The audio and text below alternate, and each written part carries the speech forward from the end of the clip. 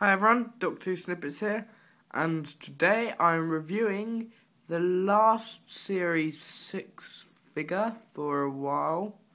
Maybe only a few days though, because as long as Forbidden Planet send them out soon, I'll get them. Okay, so today, as promised, it is Uncle, and Uncle's an unusual figure because he has a swappable head. And we haven't had one for quite a while, I don't think. No, the last one I can really remember was Dr. Constantine. We've had Magnus Grill and the 4th Doctor as well as that. I've got this suspicion that there was another one, but I really just can't think of it at the moment. If there was, just tell me. Now, I was thinking if we we're going to have a swappable head this year, it would be for the Doctor. They could do... But then, when I thought this, I forgot he was wearing the straitjacket. They could do one with the Stetson, then swap that into the one with the beard. I don't know. Whatever. So, I'm going to show you the packaging one last time. And then I'll just quickly, after that, with Series 6, because I'll just show you it. Not take you through it, just show you it. So, here we go. Top left, it says highly detailed action figure. Top right, fully posable. Down the bottom, it tells you that his name is Uncle. On the side, we no longer have his name. That weird noise you just heard is because he's open at the back here. That's it scraping on the table. And on the back, we have available figures include... Up here, we have highly detailed posable figures.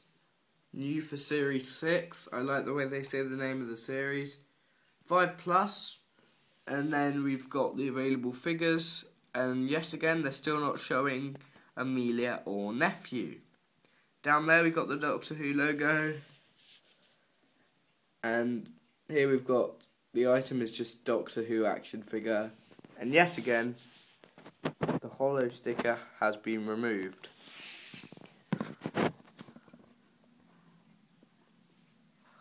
So, if we go back round to the front, that is pretty much the packaging done. I tried to make that quick because lots of people have been telling me there is no point in reviewing the packaging. I disagree, but still, if you like me reviewing the packaging for quite a while, then just tell me, because I'll carry on. One last thing, well, actually two. One last thing is basically, yeah, it's 5+. I always say that, but it's sort of becoming a joke to say it, and I forgot. Ha ha. Also, the thing is, people have been telling me, and I can see it now, I don't know why I didn't notice, the actual bubble is slimmer and narrower. This may be correct on some figures, but every figure I've compared it with have an accessory next to them. Like Peter the Winder with his hood, and Amelia with her suitcase, and Francesco with his sword. So I would like, and it doesn't seem to me that it's much slimmer than the standard Silurian figures. So, whatever. Anyway, I'm going to get him open and review him, so I will see you in a second. So, here is Uncle. Yes, wow. Not my favourite figure. Nothing wrong with him, but I've just never been a fan of the big, solid butch figures. They're sort of... It reminds me like the detail. There's no detail. It's just all thrown on. And they're big and solid. Yeah, I don't really like him particularly. I've got nothing wrong with him, but he won't be in one of my favourite figures list because of the fact. Yeah, as I just said, he's too big and solid. I know. Anyway, let's get on to the good points of this figure. First thing, the amazing thing is, character options actually gave him 2 left feet. Now, knowing them, they would probably give him 2 right feet. But luckily, they have given him 2 left. But the problem with that is to make it obvious, as it's not that obvious on Doctor Who figures or any action figure. They've had to make it ridiculously obvious that they're both left feet. So it does look a bit stupid. You will see that in a second. Down there is his swappable head, which I have failed to get on at the moment. So I'm just keeping him with his other head on, the one he came with. I'm going to take away his walking stick thing. And I'm going to have a look at it later. So that will go over here. Now we have got Uncle.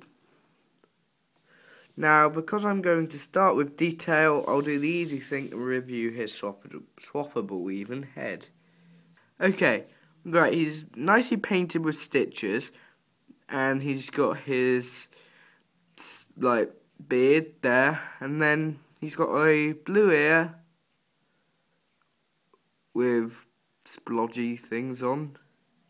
He's got standard hair, nothing special. Ordinary ear there, and a piece where my paint has been is missing. That's his swappable head. That can go over the walking stick. And then we come to Uncle himself. Now I'll start by showing you more detail. There we go. On the other head. Right, this one is the same head without the stitches and things. But the sad thing is they haven't included them in under there. They've got the same mould as this head, the other one. So you can see the like goblin ear there, but it's not painted, which would have been quite nice. And the stitches aren't there because one's covered up by the hat and one should be under there, but it's not. The eyes are the same, the beard is the same, that ear's the same. At least he's got his hair under there, so the hair's not that special either, like on the other one. And his cap has got a splodge of paint there. And it's just basically a cap. It's really not much. It's not really a special cap at all, it's just a hat. So, I put that back on. Go.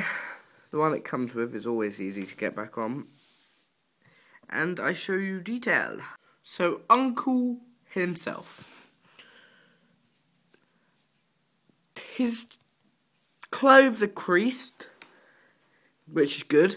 And then he's got a nice red lining to it with 5 gold buttons there and 1 there. This is what I don't like about this sort of figure, the big, heavy figures. They miss out some obvious detail. They just splash paint onto it and don't bother doing it. As you can see, this arm crest has got a nice emblem on it, an anchor. That could have been very nicely done. It's very hard to see, but it could have been very well done, and it's not, which is a shame. This arm is very boring. It's just a dirty white sleeve, and this hand has been made to look very dirty. And then this arm is part of this jacket. It's got the red shoulder, red glove, which is awesome, and then some nice red detailing there. And it's unusual to see character options putting the detail over a joint, so as you can see it don't fit in place till his arm is straight, which is quite odd if it's there, but then when it's up like that it doesn't work. So, I don't know. Then he's got this weird colourful belt that I don't really like. It's sort of glossy. It don't really look nice. And then just down here, the end of his clothes are standard. That looks like a pocket and some buttons. So, yep. His trousers sort of remind me of the 5th Doctor's, which is funny. And then we go down to 2 different boots, 2 different types of boot. As you can see, they are both left feet. And the problem is, look, this is what I was saying, they made it so obvious that they're left, it looks ridiculous. That one's fine.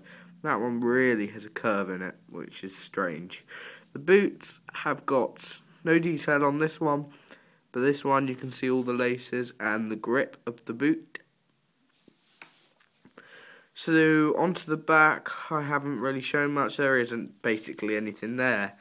So, onto articulation of this figure. The head does a 360 with a little bit of force. Actually, it would, but I'm not going to try it because I don't like straining them. And the shoulders don't do a 360 because of the crests. This one might, though definitely doesn't. And they do a 360 in the second joint. Actually, they don't. Okay, that is weird. That is the first figure I've seen like that. They don't even do a 360 in the second joint because of the crests. So, very limited articulation in the arms. All they do is bend in the elbow. And then both hands do a 360-degree turn. Even this one. Then we have no waist articulation of such, but then we've got, well, I suppose that is the waist. It's not really the waist, it's just where the legs connect to the body. Yeah, okay, it's waist, whatever. I suppose it is waist, yes. So we got 360 at the waist. And legs move apart. And bend a bit at the thigh and the hips, but not much. The knee bends, normally. Bit of detail I forgot to mention, they made his trousers there look muddy, which is nice. Shame there's no paint in there, but still, that's not exactly mispaint, it's just a common error. Not even an error, they just haven't been bothered. And the boots both do 360.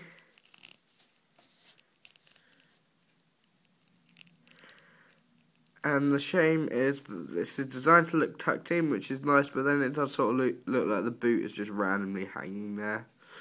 I don't really like that. So, before I do a rating, I have got to do the walking stick. Very badly painted, mine, all over the place.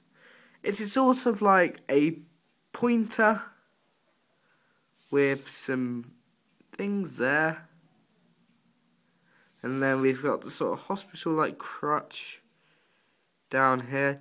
There's not really any detail on this of such. It's just a sort of stick. It's nice to include with him. And I'm glad they did. But, to be honest, nothing really special. So my final rating for Uncle. I've got to be fair with my ratings. And I don't not like this figure. But if it was just down to whether it's my favourite or not, it wouldn't even get anything out of 10. But seeing as I've got to be fair, I'm going to rate it honestly. Detail gets it. The detail itself, the mould, will get it 10 out of 10, but the way they've painted it makes the detail only get really about 6. And accessories-wise, that will give him, say, because he comes with a swappable head, that always boosts a couple of points. So 7-ish, 8-ish. And then the walking stick, which has been quite badly done, take that down to 7.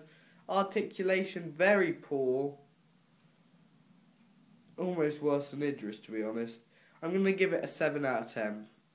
That's my final decision for Uncle. Not a disappointing figure, because I know some people will probably really like it.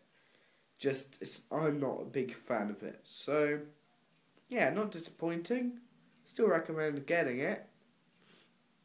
But, it's not one of my favourites. Okay, guys, thanks for watching. And I will see you guys soon. Okay, bye.